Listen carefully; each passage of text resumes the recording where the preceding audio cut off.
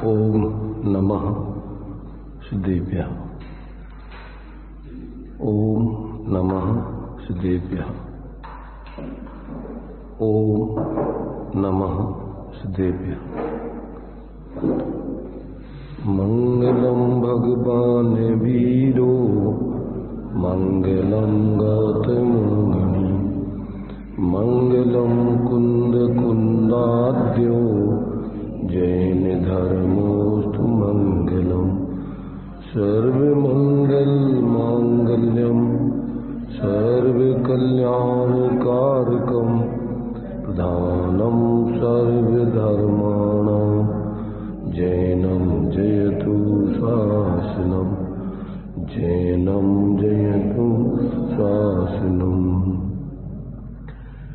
जीवम जीवम दभम जिणवर वशेन जैन नीदिठम ते विंद विंद बंधम वंदे तम सवेदा शिरसा।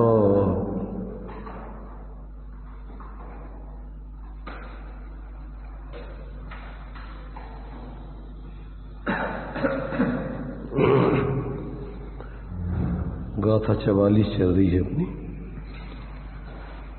इस गाथा में छद्मस्तों की दर्शन पूर्वक ज्ञान होता है और सर्वज्ञ भगवान की दर्शन और ज्ञान युगपथ होते हैं, ऐसा यहाँ पर सिद्ध किया है। इसके साथ साथ दर्शन का विषय क्या है, ज्ञान का विषय क्या है और सम्यक दर्शन सम्यक ज्ञान में और दर्शन में क्या अंतर है, ऐसे अनेक विषयों को स्पष्ट किया है। तो अपनी चर्चा यहाँ पर अभी 217 पेज पे चल रही थी कि सामान्य अवलोकनम, यहाँ पर आत्मावलोकनम दर्शनम, विशेष का जानना ज्ञान। एक तो दर्शन और ज्ञान का ये अर्थ होता है। दूसरा दिया है सामान्य सत्ता का देखना दर्शन और विशेष जानना वो ज्ञान। दो तरीके से यहाँ पर दर्शन और ज्ञान की व्याख्या की है। तो पहले तर्क के आधार से न्याय में दूसरे लोगों को समझाने के लिए स्थूल कथन करके और ये बताया जाता है कि जो सामान्य को ग्रहण करता है वो दर्शन और जो विशेष को ग्रहण करता है वो ज्ञान। यानी सत्ता का अवलोकन करता है वो दर्शन और विशेष पदार्थ को भेद करके जानता है वो ज्ञान। फिर दूसरा सिद्धांत की तरफ से स्पष्टीकरण दिया कि जो आत्मा को जानता है वो दर्शन और जो पर को जानता है वो ज्ञान। ऐसा सामान्य विशेषात्मक पदार्थ को जो है आत्मा प्रमाण है, यानी आत्मा ही देखता है और जानता है। भेद नए से दर्शन देखता है, ज्ञान जानता है, और अभेद नए से आत्मा ही देखता है और आत्मा ही जानता है, ऐसा स्पष्ट किया है। तो यहाँ पर अभी जो आत्मा को ग्रहण करता है उसे आप यदि दर्शन कहते हो तो जो पदार्थ का सामान्य ग्रहण वह दर्शन है।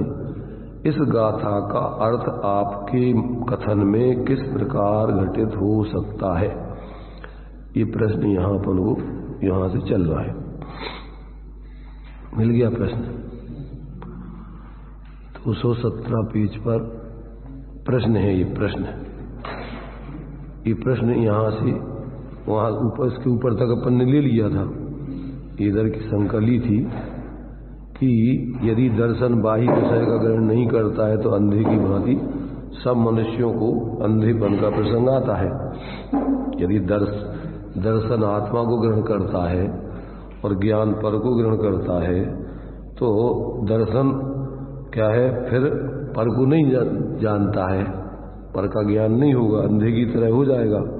तो उसका समाधान दिया था कि ऐसा नहीं कहना चाहिए, क्योंकि बाह्य विषय में दर्शन का अभाव होने पर भी, अर्थात उसमें दर्शन प्रवृत्ति नहीं होने पर भी आत्मा ज्ञान द्वारा विशेष रूप सब पदार्थों को जानता है। तथा उसका विशेष यह है, जब दर्शन द्वारा आत्मा ग्रहण होता है तब आत्मा के साथ अविनाभूत ज्ञान का भी ग्रहण दर्शन के द्वारा हो जाता है, और ज्ञान का ग्रहण होने पर ज्ञान के विषयभूत बाह्य पदार्थों का भी ग्रहण हो जाता है। इसलिए उसको पर को जानने देखने का यहाँ पर निषेध नहीं है, दोनों सिद्धियां होती हैं। कल हमने एक दृष्टांत दिया था कि जैसे आंखों से अपन क्या करते हैं, रूप को देखते हैं, घ्राण नाक से गंध को सूंघते हैं, रसना से रस को चखते हैं, स्पर्शन इंद्रिय से स्पर्श को छू के ज्ञान करते हैं। ऐसे पुद्गल के चार गुणों को चार इंद्रियों से अलग अलग जानते हैं। एक ही वस्तु में पुद्गल के चार गुण होते हैं, स्पर्श, रस, गंध, वर्ण, और उसके लिए अपन को अलग अलग जैसे चार इंद्रियों से जाना जाता है। ये हो गया स्थूल कथन, निमित्त की अपेक्षा कथन। परमार्थ से देखा जाए तो आंखों से आत्मा ही देखता है, नाक से आत्मा ही सूंघता है, रसना से आत्मा ही, अथवा ज्ञान कहो या आत्मा कहो, अभेद से भेद से कहो तो ज्ञान। निमित्त की तरफ से अपन कह रहे आंखों से अपन देखते हैं, क्या देखते हैं, वर्ण आदि। नाक से सूंघते हैं, गंध। रसना इंद्री से चखते हैं, और स्पर्शन इंद्री से छू करके स्पर्शों का ज्ञान, ठंडा, गरम, कड़ा, नरम, रूखा, चिकना, भारी, हल्का, इकाई से स्पर्शन इंद्री से। तो ये हो गया। अब सामान्य लोगों को अगर कहो कि ज्ञान से अपन देखते हैं, ना ज्ञान से ही वर्ण को देखते हैं, नाक से ही ज्ञान से ही सूंघते हैं, और ज्ञान से ही अपन रस को चखते हैं, और ज्ञान से ही अपन छूते हैं, तो सामान्य व्यक्ति तो समझ नहीं पाएगा। तो अब उसको तो स्थूल रूप से निमित्त आदि की तरफ से तुम्हें उसको बताना पड़ेगा। और जब सूक्ष्म अपन सिद्धांत की दृष्टि से विचार करो तो क्या होगा कि वास्तव में ज्ञान से ही अपन देखते हैं, ज्ञान से ही सूंघते हैं, ज्ञान से ही चखते हैं, और ज्ञान से ही छू करके ज्ञान जानते हैं। और अभेद दृष्टि से वो चूंकि ज्ञान से ही आत्मा, तो अभेद से आत्मा से ही वो सब देखना अपना जो है स्पर्श, रस, गंध, वर्ण आदि का आत्मा से ही हो रहा है। तो ऐसे ही यहाँ पर माने एक तो होता है स्थूल कथन, सामान्य कथन, एक होता है विशेष कथन। तो यहाँ अपन को मूल में तो ये आत्मा से ही देखते जानते हैं, अपने को और पर को सबको आत्मा ही जान देख रहा है। अब वो उसमें दो गुण अलग अलग विशेष बतलाए कि दर्शन से देखते हैं, ज्ञान से जानते हैं, और दर्शन माने अभेद नहीं से आत्मा से ही जानते देखते हैं। उसमें कोई अलग अलग दो गुण दर्शन और ज्ञान कोई अलग अलग तो है नहीं सर्वथा, पर वो अनंत गुणों का कार्य अलग अलग बता करके वो सब आत्मा के ही कार्य है। तो ऐसा यहां पर अब ये प्रश्न उठाया है कि जो आत्मा को ग्रहण करता है उसे आप यदि दर्शन कहते हो, तो जो पदार्थों का सामान्य ग्रहण वह दर्शन कहा गया है। इस गाथा का अर्थ आपके कथन में किस प्रकार घटित हो सकता है? अब उसका खुलासा। सामान्य ग्रहण अर्थात आत्मा का ग्रहण वह दर्शन है। सामान्य का अर्थ आत्मा किस प्रकार है? तो कहते उत्तर, आत्मा वस्तु का ज्ञान करते हुए मैं इसको जानूं और मैं इसको न जानूं, ऐसा विशेष पक्षपात नहीं करता, परंतु सामान्य रूप से वस्तु को जानता है। इस कारण सामान्य शब्द द्वारा आत्मा कहा जाता है। इस प्रकार गाथा का अर्थ है, अधिक कहने से क्या, कोई भी तर्क और सिद्धांत का अर्थ जानकर एकांत दुराग्रह का त्याग करके नए विभाग द्वारा मध्यस्थ वृत्ति रखकर व्याख्यान करता है, तो दोनों ही अर्थ तर्क यानी न्याय के आधार से और सिद्धांत के आधार सिद्ध होते हैं। किस प्रकार से सिद्ध होते हैं? तर्क में मुख्यता से अन्य मत का व्याख्यान है।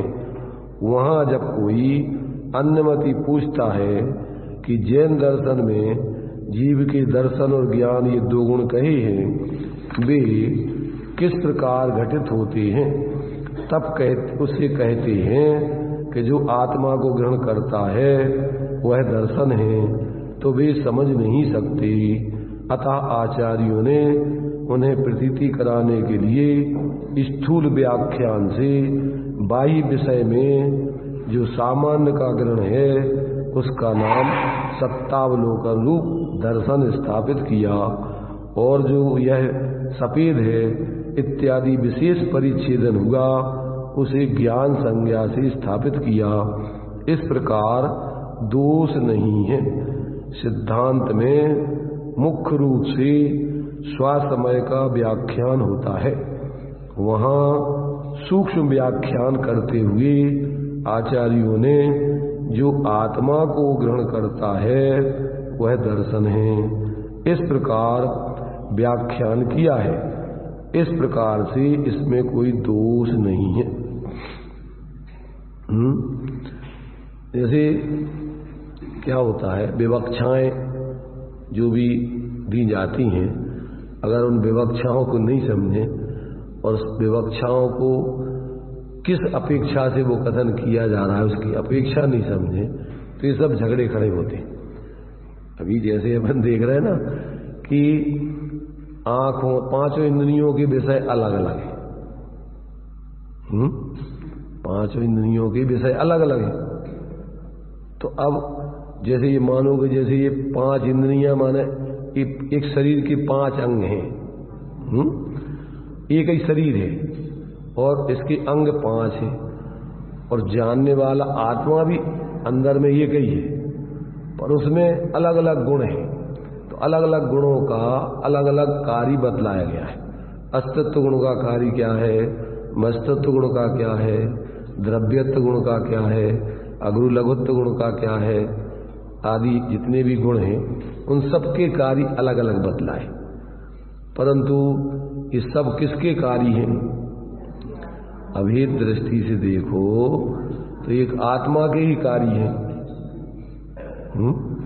किसके कार्य हैं? तो अभेद दृष्टि से अपन देखो तो सभी आत्मा के, जैसे हम बोलते हैं कि सम्यक दर्शन ज्ञान चारित्र को व्यवहार से मोक्ष मार्ग कहते हैं, और निश्चय से उन तीन में एक आत्मा को ही मोक्ष का मार्ग कहते हैं।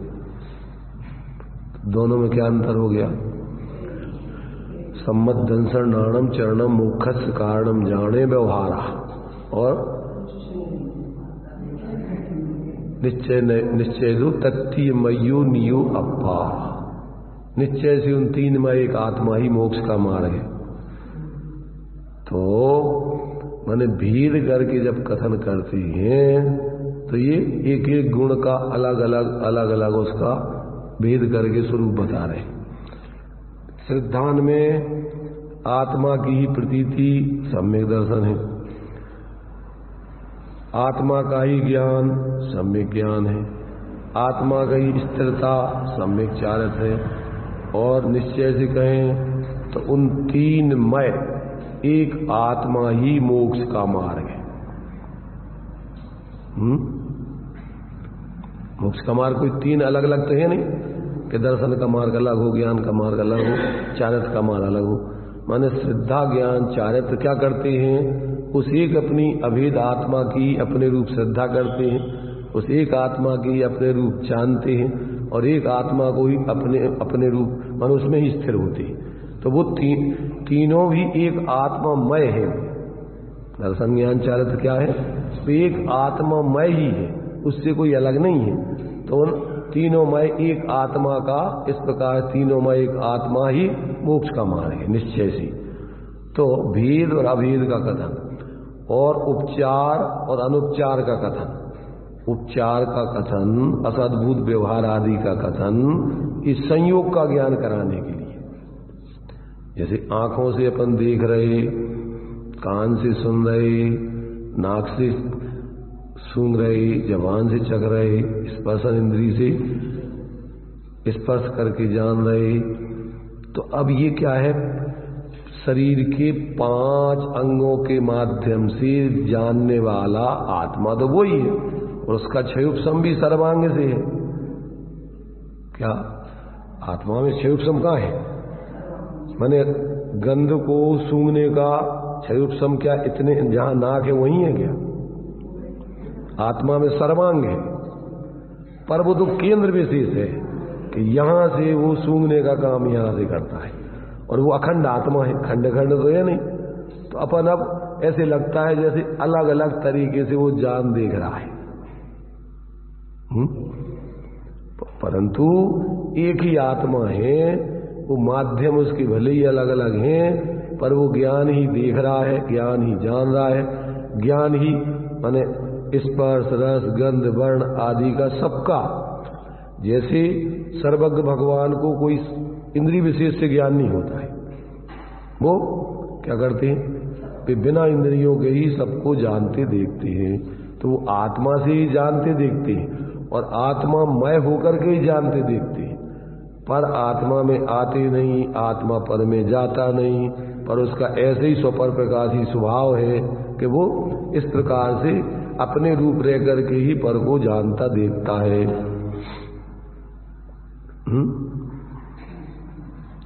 तो अपन जब बोलते हैं कि निश्चय से क्या करता है कि वास्तव में वो अपने को ही जानता है, अपने को ही देखता है। आत्मावलोकनम दर्शनम, आत्मज्ञान ही ज्ञान है। तो आत्मा का ज्ञान माने वो ज्ञान आत्मामय है, आत्मा रूप ही है, परंतु ऐसा उस ज्ञान में स्वरूप है कि जो पदार्थ जैसा है वो ज्ञान अपने में ही ज्ञान रूप रहकर उन पदार्थों को जैसा है वैसा जान लेता है। उसको स्वपर प्रकाशी कहते हैं। तो छद्मस्त का चूंकि उपयोग क्रम से प्रवृत्ति करता है, तो जब वो क्या करता है, एक एक गेय को ग्रहण, पहले दर्शन पूर्वक ज्ञान होता है। दंसन पब्बम नाणम छद्मत्थाणम न दुर्निव होगा। छद्मस्त जीवों के एक साथ दर्शन ज्ञान नहीं होती, क्रम से होती है। और सर्वज्ञ भगवान के एक साथ जानना देखना सब हो रहा है, उनको कोई अलग अलग नहीं होता है। पर अपने भी ऐसा बतलाया कि जैसे स्वरूप अनुभव के काल में वहां पर कोई भेद विकल्प नहीं होते, अभेद रूप से आत्मा अपने को अनुभव करता है, वहां कोई विकल्प नहीं है कि ये ज्ञान है, ये दर्शन है, ये सुख है, ये वीर्य है, ऐसे कोई भेद प्रभेद नहीं। माने जैसी आत्मा है वैसा अभेद होकर के वो जानता देखता है। तो ये जो है माने उसका अपन को क्या कहना चाहते हैं आचार्य, उसका भाव भाषण यथार्थ होना चाहिए। क्या होना चाहिए, माने जैसे दर्पण में दर्पण रूप रह करके ही पर को प्रतिबिंबित करता है, तो उसमें अपन को ऐसे लगता है कि जैसे दर्पण जो सामने प्रतिबिंब हो, पदार्थ हो, उस रूप हो गया हो। कैसा लगता है वो, जैसे सामने पदार्थ हो तो जैसे वैसा हो गया, जबकि वो दर्पण रूप रह करके ही वास्तव में उनको प्रतिबिंबित कर रहा है। तो अब छद्मस्त व्यक्ति क्या करता है अज्ञान दशा में कि वो पदार्थ अलग है और दर्पण अलग है, समझ रहे ना। वो पदार्थ जो दर्पण में प्रतिबिंबित हो रहे हैं वो भिन्न है और दर्पण भिन्न है। दो चीजें कोई उसमें एक दूसरे में मिली नहीं है, परंतु उसका ऐसा ही स्वभाव है कि निज रूप रह करके और जैसा पदार्थ है वैसा उसको प्रतिबिंबित करता है। ऐसे ही अपना ज्ञान आत्मा आत्मा रूप रहकर, ज्ञान ज्ञान रूप रहकर पर पदार्थ जैसे है वैसा उनको प्रतिबिंबित करता है। अब उसमें अपने लिए वे पदार्थ अपने नहीं होते, अपन उनके नहीं होते। अब अज्ञान दशा में, ज्ञान में, जैसे अपन अब अनादिकाल से जीव का परलक्ष्य रहा है, तो परलक्ष्य होने से वो बाहर में ज्ञेयाकारों को ही जानने देखने में लगा रहा। क्या में लगा रहा? ज्ञेयाकारों को ही जानने देखने में लगा रहा। तो ज्ञेयाकार है तो वो आत्मा ही है, तो उसमें उसको आत्मा नहीं दिखा, उसमें उसको क्या दिखता है? उसमें उसको पर पदार्थ ही भाषित होते हैं और फिर उनमें किसी में मोह कर लेता है, किसी में राग कर लेता है, किसी में द्वेष कर लेता है। किसमें? पदार्थ तो निमित्त है, अपने में ही कल्पनाएं करता है। जैसे मान लो देह जीव को एक गिनता है तो देह में जाकर के थोड़ी गिनता है, अपने ज्ञान में जो इस देह का आकार अपने ज्ञान में आ रहा है और जो जानने वाला आत्मा है तो वो आत्मा को देह को अलग अलग तो जानता नहीं है। क्या करता है वो? देह जीव को एक गिने, जानने वाला और जो जानने में आ रहा है व्यवहार से, वो दोनों को वो परमार्थ से एक ही मान लेता है। अब उसमें क्या होता है कि अपना जो आत्मा पर से भिन्न ज्ञान स्वरूप है वो तो उसको अंदर में भिन्न अनुभूति प्रतीति उसकी होती नहीं है और अनादि बस यही में क्या करता है?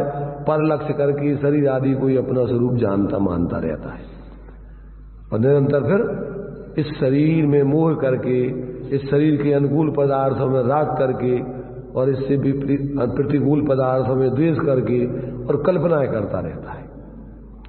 मिलता जुलता कुछ नहीं है, सिर्फ ऐसे मिथ्यात्व अज्ञान और कसाय के परिणाम निरंतर चलते रहते हैं।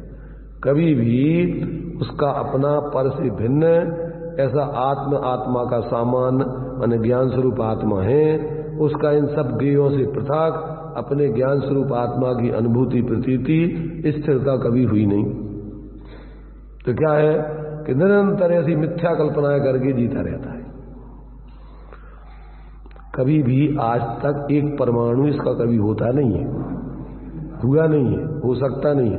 भले एक क्षेत्रावगाही संबंध शरीर आत्मा का है, कर्म आदि का है, परंतु वे है सब भिन्न ही भिन्न। तो अब ये लक्षणों से अंदर ज्ञान में देखो, यहाँ प्रश्न उठाया है इन्होंने। यहां शिष्य शंका करता है सत्तावलोकन रूप दर्शन का ज्ञान के साथ भेद ज्ञात तो हो गया, ज्ञात होता है, परंतु तत्वार्थ सिद्धांत रूप सम्यक दर्शन और वस्तु विचार रूप सम्यक ज्ञान, इन दो में भेद ज्ञात नहीं होता। यदि कहते हो कि क्यों नहीं ज्ञात होता है तो कहते हैं कि सम्यक दर्शन में पदार्थ का निश्चय है, उसी प्रकार सम्यक ज्ञान में भी निश्चय है, तो उसमें क्या अंतर है? भाई सम्यक दर्शन में भी पदार्थों का निश्चय है और सम्यक ज्ञान में भी पदार्थों का निश्चय है, तो कहते ये दो गुण हमें अलग तो दिखाई भाषित होते नहीं कि सम्यक दर्शन अलग है और सम्यक ज्ञान अलग है। अभी पहले दर्शन ज्ञान का भेद बताया, अब यहां सम्यक दर्शन और सम्यक ज्ञान के भेद के बारे में पूछ रहे हैं। देखिए समाधान। पदार्थ के ग्रहण में जानने रूप क्षयुप संविशेष ज्ञान कहलाता है। पदार्थ के ग्रहण में जानने रूप क्षयुप संविशेष ज्ञान कहलाता है और उस ज्ञान में ही भेद नय से वीतराग सर्वज्ञ द्वारा कथित शुद्धात्म आदि तत्वों में यही है, इस प्रकार ही है, ऐसा निश्चय वह सम्यक थे। निर्विकल्प अभेद नय से तो जो सम्यक ज्ञान है वही सम्यक दर्शन है। ऐसा किस प्रकार है? समाधान, अतत्व में तत्व बुद्धि, अदेव में देव बुद्धि, अधर्म में धर्म बुद्धि इत्यादि विपरीत अभिनिवेश रहित ज्ञान की ही सम्यक विशेषण से वाच्य कहने योग अवस्था विशेष को सम्यक दर्शन कहा जाता है। शंका, यदि सम्यक दर्शन और सम्यक ज्ञान में भेद नहीं है तो दो गुणों के घातक ज्ञानावरण और मिथ्यात दो कर्म कैसे कहे हैं? समाधान, जिस कर्म से पदार्थ को जानने रूप क्षयोपशम ढक जाता है उसका नाम ज्ञानावरण है। क्या? दो कर्मों सम्यक दर्शन और सम्यक ज्ञान का भेद करके समझा रहे हैं। अभेद दृष्टि से दोनों एक ही हैं और भेद से दोनों अलग अलग हैं। तो कैसे अलग अलग हैं? कहते हैं कि जिस कर्म से पदार्थ को जानने रूप क्षयोपशम ढक जाता है उसका नाम ज्ञानावरण है, और उस क्षयोपशम विशेष में जो कर्म पूर्वोक्त लक्षण युक्त विपरीत अभिनिवेश को उत्पन्न करता है उसका नाम मिथ्यात है। क्या? जानने रूप आवरण को ढकने वाला ज्ञानावरण और उस क्षयोपशम में ही विपरीत अभिनिवेश पैदा करने वाला मिथ्यात। तो ये भेद दृष्टि से ज्ञानपना अलग है और मानना अलग है। ये पुस्तक रखी ना समय सार, ये उठा के देना, समय सार पुस्तक ला के देना। हाँ पूरा ही तो समय सार है, पूरा अलग रखा क्या वो? तो देखिए इसमें अपने लिए भेद दृष्टि से ये कर्मों के आवरण आदि की अपेक्षा से इनमें भेद ग्रहण बतलाया, और कहते हैं अगर उसमें अभेद दृष्टि से देखो तो वो एक ज्ञान ही है जिसमें विपरीताभिनिवेश पैदा होता है। माने उस ज्ञान में ही इस प्रकार का मानना होता है, वो श्रद्धान है, और ज्ञान में ही जो इस प्रकार जानना होता है वो ज्ञान है। एक समय सार में भी इस प्रकार की गाथा आई है, माने ज्ञान में ही तीनों चीजें घटित की हैं। 155 नंबर की गाथा है, उसकी टीका देखिए, इसको हम पढ़ते हैं। मोक्ष का कारण वास्तव में सम्यक दर्शन, सम्यक ज्ञान, सम्यक चारित्र है। ये हम इसकी टीका पढ़ रहे हैं 155 की, बाद में देख लेना, इसमें हम पूरा उसमें जो लिखा है वही पढ़ रहे हैं। तो उसमें सम्यक दर्शन तो जीवादि पदार्थों के सिद्धांत स्वभाव रूप ज्ञान का होना, परिणमन करना है। ध्यान से सुनना, सम्यक दर्शन ज्ञान चारित्र मोक्ष का मार्ग है। अब एक ज्ञान में ही तीनों को घटित कर रही है। सम्यक दर्शन ज्ञान चारित्र कैसे घटित कर रहे देखिए। उसमें सम्यक दर्शन तो जीवादि पदार्थों की सिद्धांत स्वभाव रूप ज्ञान का होना, परिणमन करना है। जो अभी पढ़ रहे हैं ना अपन, वही बात यहां दी गई। जीवादि पदार्थों की ज्ञान स्वभाव रूप ज्ञान का होना, परिणमन करना वह ज्ञान है, और रागादि के त्याग स्वभाव रूप ज्ञान का होना, परिणमन करना सो चारित्र है। अतः इस प्रकार सम्यक दर्शन, ज्ञान, चारित्र तीनों ही ज्ञान का ही भवन परिणमन जानना चाहिए। इसलिए ज्ञान ही परमार्थ यानी वास्तविक मोक्ष का कारण है, ऐसा जानना चाहिए। अब भावार्थ में खुलासा किया यहां, आत्मा का असाधारण स्वरूप ज्ञान ही है, और इस प्रकरण में ज्ञान को ही प्रदान करके विवेचन किया है। इसलिए सम्यक दर्शन, सम्यक ज्ञान, सम्यक चारित्र इन तीनों स्वरूप ज्ञान का ही परिणमन होता है, यह कहकर ज्ञान को ही मोक्ष का कारण कहा है। ज्ञान है वह अभेद विवक्षा में आत्मा ही है, ऐसा कहने में कुछ भी विरोध नहीं है। इसलिए टीका में कई स्थानों पर आचार्य देव ने ज्ञान स्वरूप आत्मा को ज्ञान शब्द से ही संबोधित किया है, कहा है। नहीं, पहले तो एक गुण में 3 गुणों का समावेश किया। एक ज्ञान में ही सम्यक दर्शन, सम्यक ज्ञान, सम्यक चार सिद्ध किया, और फिर अभेद नय से ज्ञान सोई आत्मा सिद्ध किया। भाई देखो क्या है, वस्तु तो भेदाभेदात्मक है। वस्तु कैसी है? भेदाभेदात्मक है। निश्चय से अभेद है, व्यवहार से भेद है। व्यवहार माने सद्भूत व्यवहार, सद्भूत व्यवहार माने अतद्भाव रूप भेद। कौन सा भेद है उसमें? भाव भेद है, वस्तु भेद नहीं, प्रदेश भेद नहीं। क्या कौन सा भेद है? भाव भेद। तो भाव भेद की दृष्टि से अपन, और फिर अगर अपन अभेद दृष्टि से देखो तो एक गुण में अनंत गुणों का रूप होता है। कैसा होता है? अब यदि ज्ञान गुण में अस्तित्व गुण नहीं हो तो ज्ञान का अस्तित्व ही नहीं रहे। ज्ञान का अस्तित्व किसके कारण से है? अस्तित्व गुण के कारण से। अगर ज्ञान में वस्तुत्व गुण नहीं हो तो वो अपना प्रयोजनभूत कार्य नहीं कर सकता है। अगर ज्ञान में प्रमेयत्व नाम का गुण नहीं हो तो वो ज्ञान का विषय ही नहीं बने। ज्ञान का विषय बनता है कि नहीं बनता? तो किस गुण के कारण से बनता है? उसमें प्रमेयत्व गुण है, इसलिए वो ज्ञान का विषय बनता है। क्यों? कि प्रमेयत्व गुण के कारण से ज्ञान का विषय बनता है पदार्थ।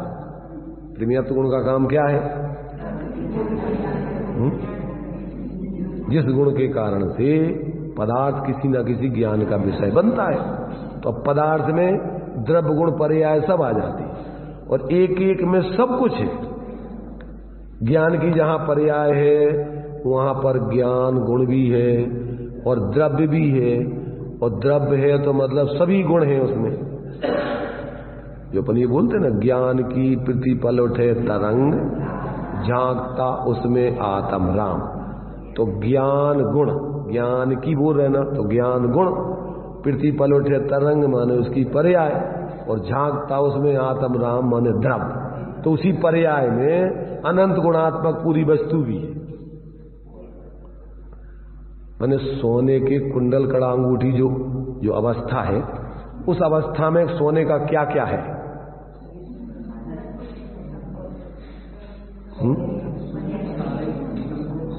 पूरा सोना उसमें व्याप रहा है ना।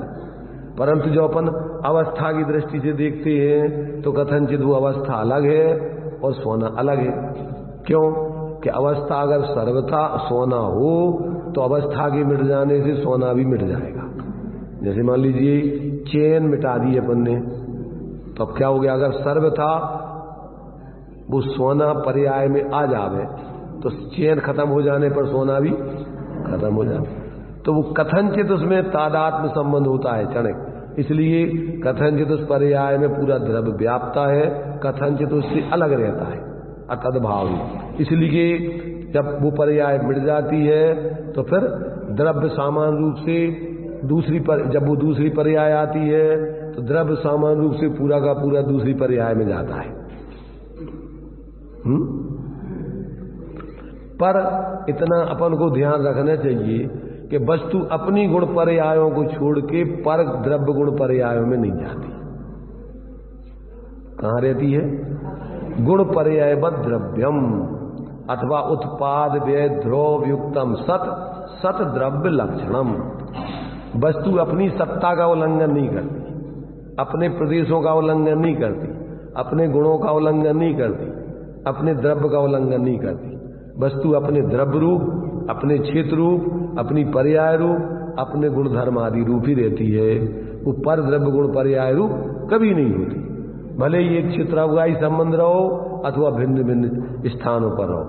आकाश की दृष्टि से, प्रदेशों की दृष्टि से तो आत्मा भिन्न प्रदेशों में कभी जा ही नहीं सकती। जा सकती क्या? भिन्न प्रदेश अभिन्न प्रदेश कैसे कहते हैं? जैसे मान लीजिए अभी अपन आकाश के लोक के इन प्रदेशों पर रह रहे हैं और यहां से आगे चलेंगे तो दूसरे प्रदेशों पर चले जाएंगे, परंतु क्या आत्मा के जो प्रदेश हैं अमूर्ति का संख्यात प्रदेश, क्या आत्मा उन प्रदेशों से अन्य प्रदेशों में जा सकती है? आत्मा के जो अमूर्ति का संख्यात प्रदेश हैं उन प्रदेशों को छोड़ा, उनमें संकोच विस्तार तो हो सकता है, वो समुद्घात कहो चाहे कछु करो, पर वो अपने प्रदेशों को कभी नहीं छोड़ सकती। समुद्घात में क्या करता है? समुद्घात में अपने प्रदेशों को छोड़ के चला जाता है। समुद्घात में क्या होता है? समुद्घात की परिभाषा बताओ। मूल शरीर को छोड़े बिना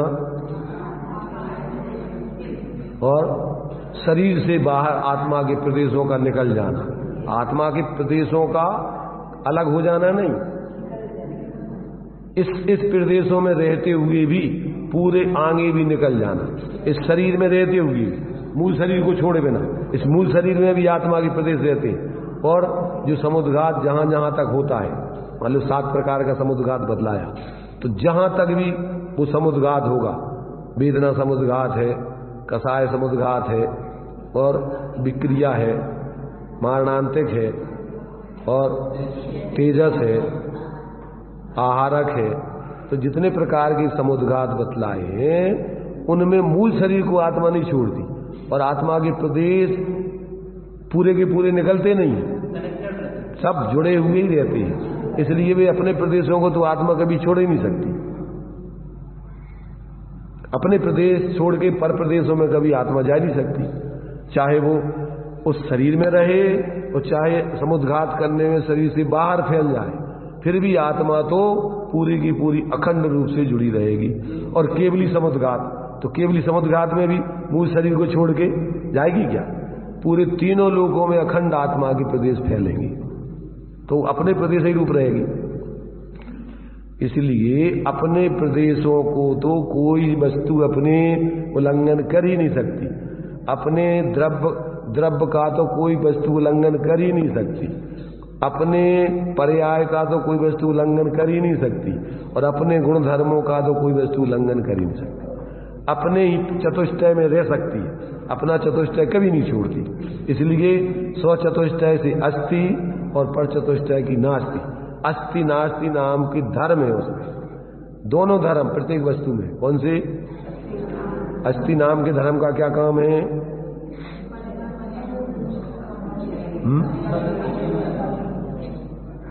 दोनों धर्म प्रत्येक वस्तु के अपने अपने अपने अपने, तो उसका क्या काम है? अस्ति नाम के धर्म का क्या काम है?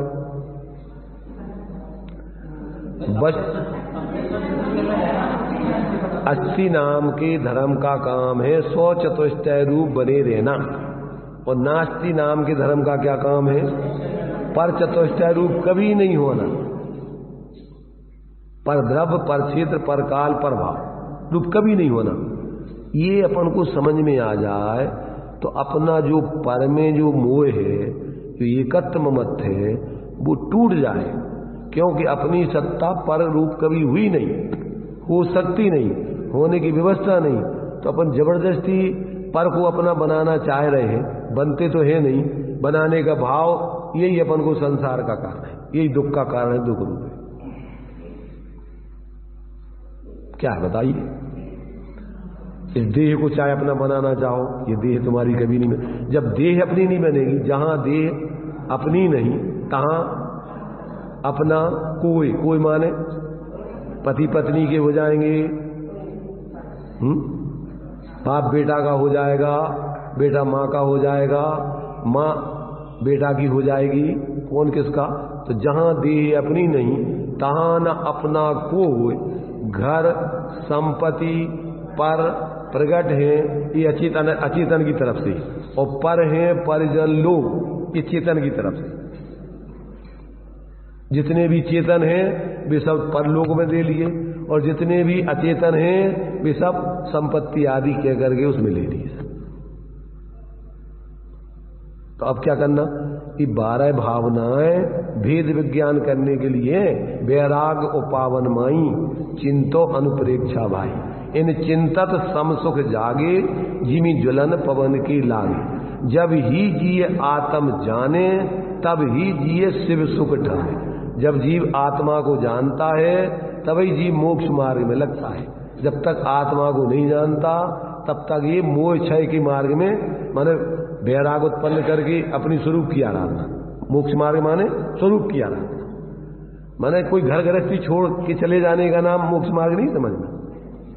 मोक्ष मार्ग माने क्या, जब ही जिये आत्म जाने तब ही जिये स्वरूप में स्थिर होने का पुरुषार्थ ठाने।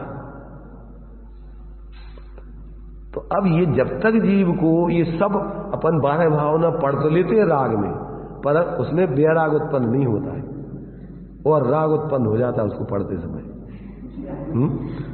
राग में पढ़ते हैं जब अपन तो राग का रस लेते हैं, पढ़ते हैं जब संगीत में उसको पढ़ते हैं, वैराग्य ओ पावन माई, उसे भाव नहीं पढ़ रहा, अब क्या है उसका लय में मस्त हो रहे हैं, मस्त चिंतो अनुप्रेक्षा भाई इन चिंतत समसुख जागे। तो किधर क्या हो, फिर समसुख जाग रहे तो राग हो रहा है। तो अपन उसमें संगीत में मस्त हो रहे हैं अपन, बस बढ़िया संगीत बज रहा है।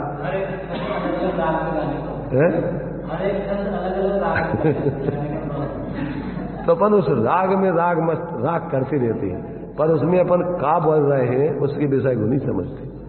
अगर इस 12 भावनाओं को भावात्मक अर्थात्मक समझ ले तो अपन को भेद विज्ञान आत्मज्ञान की प्राप्ति हो जाएगी। वो कह रहे इस 12 भावनाएं वैराग उत्पन्न करने वाली है। जब मुनि बनने के पहले 12 भावनाएं छेड़ाना में पहले वैराग उत्पन्न करने के लिए वो 12 भावनाएं भाई जाती। जब जो मुनिराज जो है जैसे तीर्थंकर आदि दीक्षा लेने के लिए जाते ना, तो 12 भावनाएं भाते हुए और उनको वैराग उत्पन्न होता है कि कोई किसी का नहीं है, जहां देह अपनी नहीं तहां ना अपना कोई, घर संपत्ति पर प्रगट है पर है परिजन लोग। तो अब किससे मोह करना है, अपन अपनी आत्मा की आराधना करो। इस मोह में पड़े पड़े अनादिकाल हो गया भटकते भटकते। नहीं हो गया, राग आग दहे सदा ताते समामृत से ये चिर भजे विषय कसाय। आज तक काय का भजन किया अपन ने, भजन जानते हो ना, भाजाना। अपन को आज तक क्या अच्छी लगी, विषय कसाय, आत्म की अहित विषय कसाय। इनमें मेरी ये तो भावना बोल रहे इनमें, परंतु उन्हीं में ही निरंतर परिणति ले जाए। 5 इंद्रियों के विषय देखने में अच्छा लगने चाहिए, हर जगह मंदिर में भी अपन को अच्छा दिखने चाहिए। तो क्या देखना है वहां तुम्हें, अंदर में देखना है कि बाहर में देखना है? मंदिर अंदर में देखने के लिए है कि बाहर में ही राग रंग करने के लिए? भगवान की मूर्ति अपन को अंदर देखने का उपदेश दे रही कि मंदिर देखने का उपदेश दे रही? क्या बढ़िया है। तो अपन धर्म के क्षेत्र में भी क्या करते हैं, राग का पोषण कर लेते हैं। अनादिकाल से जीव ने क्या किया, ये किया। तो ये अपन थोड़ा अंदर में थोड़ा सोचो कि हमारे भाव कहाँ क्या चल रहे हैं, क्या लक्ष्य चल रहा है। अब अपन पहले तो मूर्तियां अपन को वैराग का संदेश देती हैं। मूर्तियां कोई अच्छी बुरी तो कल्पना है तुम्हारी, भगवान वीतराग की मूर्ति वीतरागता का संदेश देती है। अब वो चाहे महावीर स्वामी की हो चाहे कौन भगवान की हो, वो सब आपको क्या दे रही संदेश कि भैया देखो बाहर में कहीं कुछ नहीं है, शांति है तो अपने में है। और अपन उन्हीं से अशांति पैदा कर ले मूर्तियों से कि ये मूर्ति अच्छी हो, ये खराब हो, ये मेरी और ये तेरी। अब उन्हीं में मूर्तियों ही मोह कर लिया अपन ने। वे तो थी तुम्हारे लाने मोह छोड़ने के लिए। काय के लिए थी? देव शास्त्र गुरु काय के लाने? देव शास्त्र गुरु रतन शुभ तीन रतन करतार, भिन्न भिन्न कहूँ आरती अल्प सुगुण विस्तार। क्या कहा? देव शास्त्र गुरु रतन शुभ और तीन रतन करतार, शुद्ध रत्नों को देने वाले, सम्यक दर्शन, सम्यक ज्ञान, सम्यक ज्ञान। तो देव शास्त्र गुरु से अपन सम्यक दर्शन ज्ञान चारित्र की सिद्धि करें तो वे देव शास्त्र गुरु के तुमने दर्शन पूजन भजन किया, और देव शास्त्र गुरु तुम्हारे लिए और मोह राग देश के पैदा का कारण बना लिया, तो अपना अज्ञान है। जो मंदिर हम आओ, भगवान का मंदिर नहीं, किनका? बगैर वालों को, 13 पंथियों को, 20 पंथियों को, निश्चय वालों को, व्यवहार वालों को, कितने कितने कितने कितने उपाधियां लगा दी अपन। भगवान के मंदिर नहीं दिखते अपन को। माने कितनी विचित्रता है मोह की। इसलिए ज्ञानियों ने लिखा कि कसाई अज्ञानी जीव धर्म के क्षेत्र में भी कसाई अज्ञान का पोषण करता है। धर्म के क्षेत्र में आकर कितने भी वही कसाई के काम करता है। तो ये अपन को थोड़ा विचार करो। ये जिनवाणी अपन को भेद विज्ञान करने के लिए है, आत्मज्ञान करने के लिए है। आप जो उपदेश है उसमें से कैसे भेद विज्ञान? क्यों कि भेद विज्ञान से ही जीव सुखी होता है। भेद विज्ञानतः सिद्धा, सिद्धा एकल केचना, अस्यैव भाव तो बद्धा, बद्धा एकल केचना। जितने भी जीव संसार से पार हुए हैं वे कैसे हुए हैं? भेद विज्ञान के बल से। और जितने भी संसार में रखड़ रहे, भटक रहे, वे कैसे? भेद ज्ञान का अभाव माने अभेद ज्ञान से। अभेद ज्ञान माने अभेद ज्ञान दो प्रकार का। अपने ही ज्ञान से अपनी अभेद आत्मा का अनुभव करना, वो अभेद ज्ञान मोक्ष का कारण है। और अपनी आत्मा को भूल के पर में अभेद करना, वो संसार का कारण है। जिस भांति प्रज्ञा छेनी से पर से विभक्त किया, उस भांति प्रज्ञा छेनी से अरे ग्रहण करो। तो अपने से अपने में अभेद करना वो मोक्ष मार्ग है, और अपने को पर में अभेद करना, पर से अभेद करना, वो संसार का कारण है, मोह का कारण है। पर से भिन्न अपने को अपने रूप जानना, देखना, अनुभव करना, वो तो अभेद ज्ञान है। और अपने से पर भिन्न है उनमें अपनापन करना, वो क्या है? अभेद मोक्ष मोह है। पर को अपना जानना मानना, वो क्या है? मोह है। पर में अभेद हो गया।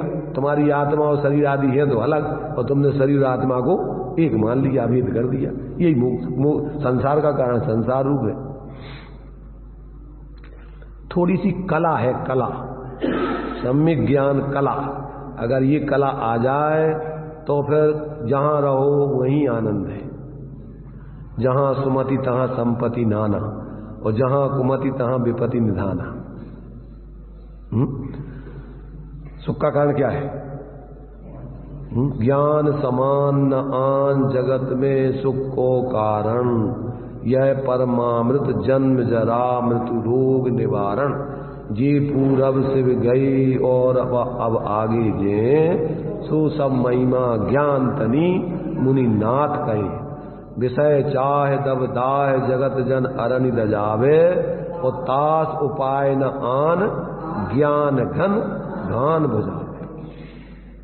और तास ज्ञान को कारण स्वपर विवेक बखानो, और कोटि उपाय बनाए भव्य ताको उरानो। जितने भी मोक्ष गए, ये पूरब शिव गए और अब आगे जे, सो सब महिमा ज्ञान तनी मुनिनाथ। ज्ञान तनी कहो, भेद विज्ञान तनी कहो। तो ये जब तक व्यक्ति 24 घंटे जागृत होके जीने की जरूरत है, और जागृत होकर जीने का नाम धर्म है, और मूर्छित होकर जीने का नाम अधर्म है। चाहे तुम मंदिर में रहो, चाहे इसे भी मूर्छा करोगे, मोह करोगे, तो इसे भी तुम्हारे लिए संसार का ही कारण बनेगा। और कहीं जहां भी रहो, घर गृहस्थी में, वहां पर भी गेही पे ग्रह में न रचे जो जलते भिन्न कमल, तो वहां भी मोक्ष मार्गी हो। वहां भी अगर भेद विज्ञान पूर्वक जागृत होके जी रहे तो उसे भी, क्योंकि धर्म तो आत्मा में होता है और ज्ञानी आत्मा जहां रहती है वहां धर्म होता है। तो देखो यहां पर क्या कह रहे कि यदि सम्यक दर्शन और सम्यक ज्ञान में भेद नहीं है तो दो गुणों के घातक ज्ञानावरण और मिथ्यात्व दो कर्म कैसे कहे? जिस कर्म से पदार्थ को जानने रूप क्षयोपम ढक जाता है उसका नाम ज्ञानावरण है, और उस क्षयोपम विशेष में जो कर्म पूर्वोक्त लक्षण युक्त विपरीत अभिनिवेश को उत्पन्न करता है उसका नाम मिथ्यात्व है। इस प्रकार भेद नय से आवरण में भेद है और निश्चय से तो अभेद विवक्षा में कर्म सामान्य पने की अपेक्षा से तो दो आवरणों को एक ही जानना चाहिए। ये सब क्या है? सामान्य दृष्टि से वो सब कर्म है, तो वो एक ही है। उनकी भेद दृष्टि से भी दो प्रकार के कहो, फिर 8 प्रकार के कहो, 148 प्रकार के कहो, असंख्यात प्रकार के कहो, फिर उनमें अपन उसमें भेद करके उनमें स्थिति अनुभाग आदि का भेद डाल के फिर इतने प्रकार के कहो, और सामान्य रूप से सब कर्म है।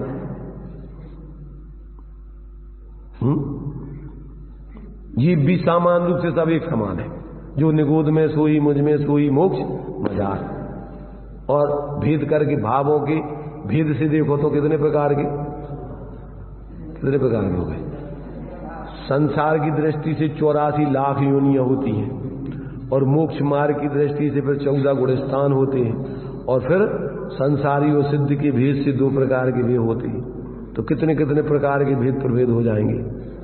अगर संयोग और संयोगी भाव आदि की तरफ से विचार करो तो कितने प्रकार के जीव हो जाएंगे।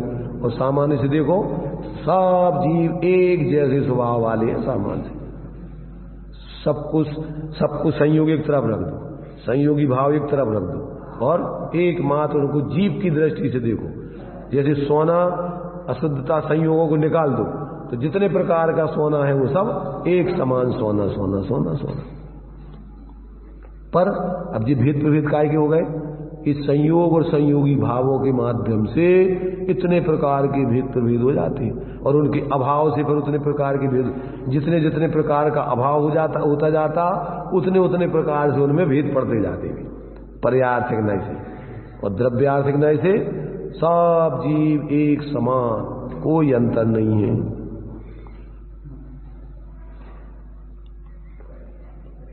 आता समझ में कुछ के नहीं। ज्यादातर तो क्या है देखो, ये बताया है कि जीव जिस पर्याय में जाता है उस पर्याय में इतना मूर्छित हो जाता है कि वो वास्तविकता का विचार ही नहीं कर पाता। उस पर्याय की व्यवस्थाओं में ही पूरी जिंदगी भर लगा रहता है, उससे निकल ही नहीं पाता, और एक क्षण नहीं लगता और पर्याय से पर्यांतर हो जाता है, क्षेत्र से क्षेत्रांतर हो जाता है। सब योजनाएं जहां की तहां पड़ी रह जाती बाहर की, और अंदर में कुसंस्कार लेके जाता है, उस पर्याय में फिर नए तरीके से गिनती गिनता है। तो जो पंच परावर्तन है, अनंत बार जीव ने चतुर्गति में 84 लाख योनि जो मिथ्या दृष्टियों की होती हैं, उनमें कितने बार नहीं भटक लिया भाई, क्योंकि उससे ज्यादा नहीं करता। 4 गति 84 लाख योनियों में उसी चक्कर में घूमते रहना है, फिर वहां से हटोगे तो वही। इसलिए जो पंच परावर्तन है, एक बार द्रव्य क्षेत्र काल भव भाव परावर्तन उसने सेम बिल्कुल बेई अनेकों बार कर ली। क्यों?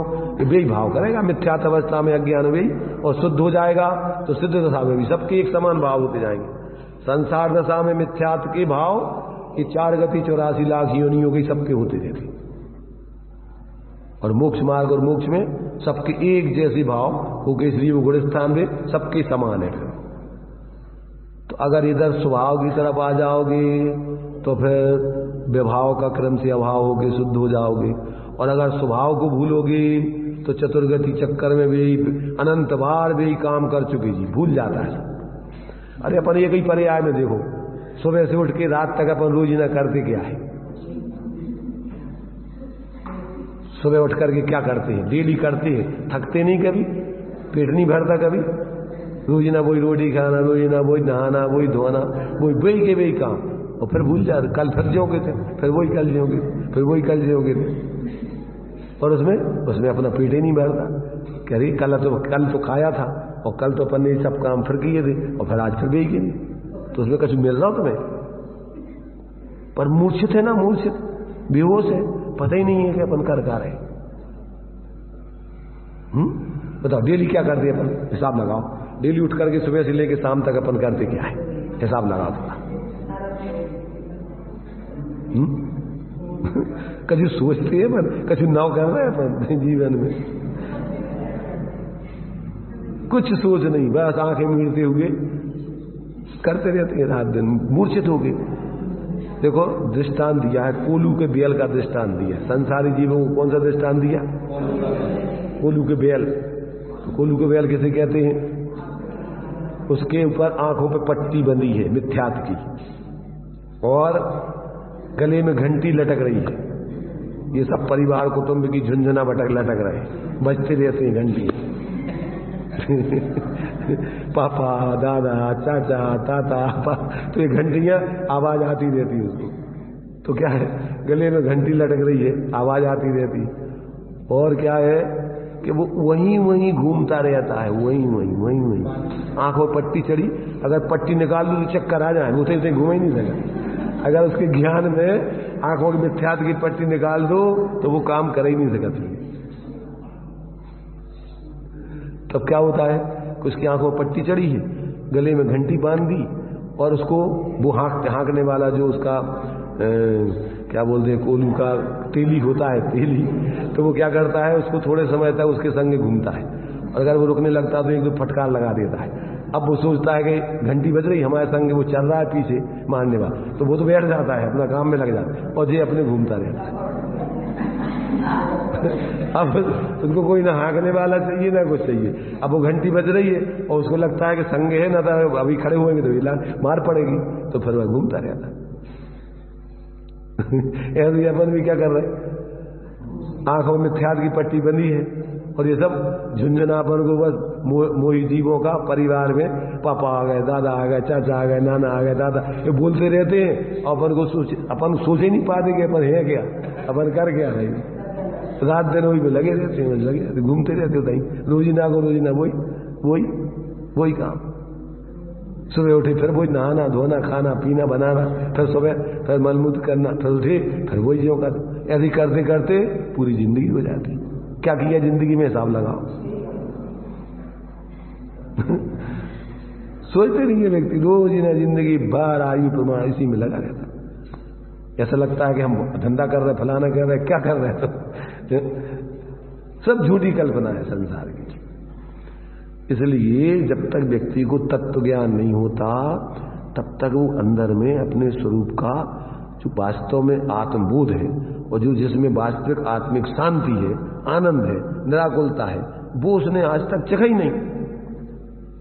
पहले आत्म ज्ञान बिना सुख, जिसमें सुख है वास्तव में यथार्थ आत्मिक सहज स्वाभाविक, जिसमें पर की कोई अपेक्षा नहीं, ऐसे सुख को कभी चखा ही नहीं। कभी अगर एक क्षण को भी चख लेवे, क्षण भर निज रस को पीछे तन मिथ्या मल को धो देता है, और कासा एक भाव विनष्ट करे निज आनंद अमृत पीता है।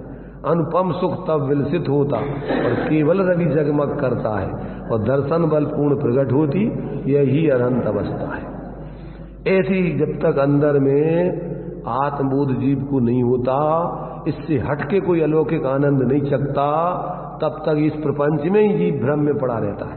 जो इंद्रिय सुख वास्तव में सुख नहीं, दुख ही है, उसमें भ्रम से उसको सुख लगता रहता है। अगर सुख होवे तो मिल जावे, अपन रोजीना इतना सुख, रोजीना अगर 5 इंद्रियों विषयों में सुख होवे तो जीवन भर में कितने के इकट्ठे हो जाए, कुछ तो होने चाहिए, पर कितना हो जाता है, जहां के तहां, खाली के खाली, भूखे के भूखे। तो इस प्रकार से यहां पर ये कहती हैं कि ये अपन को जो भी विवक्षाएं हैं, अगर उन विवक्षाओं का सही उस विवक्षा से उसको अर्थ को समझ लें तो आपको कहीं इसमें कोई भ्रांति नहीं रहेगी, संदेह नहीं रहेगा। वो सारे कथन सापेक्ष रूप से होते हैं, किसी न किसी विवक्षा से किए जाते हैं, और विवक्षा को समझोगे तो आपको उसकी वास्तविकता समझ में आ जाएगी कि ये कथन संयोग की तरफ से है, कि ये कथन भेद की तरफ से है, ये कथन अभेद की तरफ से है, ये कथन स्वभाव का है, ये कथन प्रभाव का है। इस सारे के सारे यदि अपन तत्व ज्ञान पूर्वक, भेद विज्ञान पूर्वक इन सबके शास्त्रों को पढ़ें तो अपन को कहीं भी कोई उसमें संदेह पैदा नहीं होगा। तो इस प्रकार से कहते हैं, इस प्रकार भेद नय से आवरण भेद है निश्चय से, तो अभेद विवक्षा में कर्म पने की अपेक्षा से दो आवरणों को भी एक ही जानना चाहिए। इस प्रकार दर्शन पूर्वक ज्ञान होता है। इस कथन रूप से गाथा पूर्ण हुई। अब आगे सम्यक दर्शन, सम्यक ज्ञान पूर्वक रत्नत्रयात्मक मोक्ष मार्ग के तीसरे अवयव रूप और सुशुद्धात्मा के अनुभव रूप शुद्धोपयोग रूप लक्षण वाले वीतराग चारित्र की परंपरा से साधक ऐसे सराग चारित्र का प्रतिपादन किया जाएगा। शब्दों में भी अपन को बहुत भाव भरे रहते हैं उनके आचार्यों के, ज्ञानियों के। अब उन शब्दों से अर्थ पे जाएं, और अर्थ से अपन जो से इसमें पहले पढ़ा था ना अपन ने कि शास्त्रों को कथन करने की पद्धति 5 तरीके से है: शब्दार्थ, नयार्थ, मतार्थ, आगमार्थ और भावार्थ।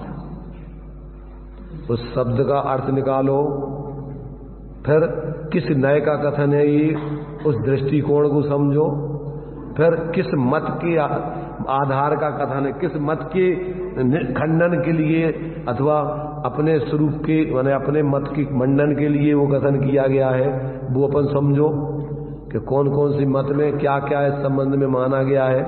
तो मतार्थ, तो शब्दार्थ, नयार्थ, मतार्थ और आगमार्थ। आगम में इस संबंध में क्या क्या कहा गया है, और फिर उसमें से अपन को अब आत्महित करने के लिए उसमें से अपन को क्या करने चाहिए। अंत में है भावार्थ। अगर 4 समझ लिए और भावार्थ नहीं निकाला तो सब कोई काम नहीं तुम्हारा बनेगा। कि इनमें से तुम्हें अपना कल्याण करने के लिए क्या करना, ये भाव नहीं निकाला तो समझ लो कि तुम्हारा सब समझना पूरा रह गया। इसलिए अपन को ये सारी विवक्षाएं समझ के आत्महित का प्रयोजन कैसे हो वो अपन को उसमें से भाव निकाल के वो साधे, तो समझ लो तुमने उस गाथा को, उस सूत्र को, उस वाक्य को समझा। और अगर वो नहीं समझा तो सब अकेली जानकारी रह गई, तुम्हें बस उठापटक रह गई, संकल्प विकल्प रह गए। तो इस प्रकार से चूंकि ये प्रकरण तो चल रहा था मोक्ष मार्ग का, बीच में ये 2 गाथाएं दर्शन के संबंध में स्पष्टीकरण करने के लिए आई थी, तो उसको स्पष्टीकरण करके अभी अपन ने सम्यक दर्शन, सम्यक ज्ञान का प्रकरण पढ़ लिया था। अब सम्यक चारित्र के स्वरूप को आगे क्रम से बताया जाएगा। चलिए,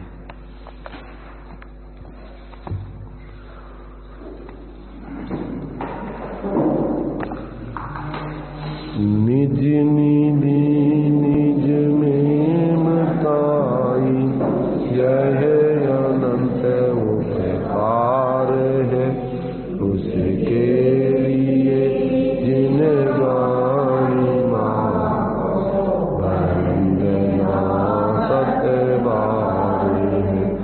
इसके लिए जिन गानी मां वंदना सतबार है।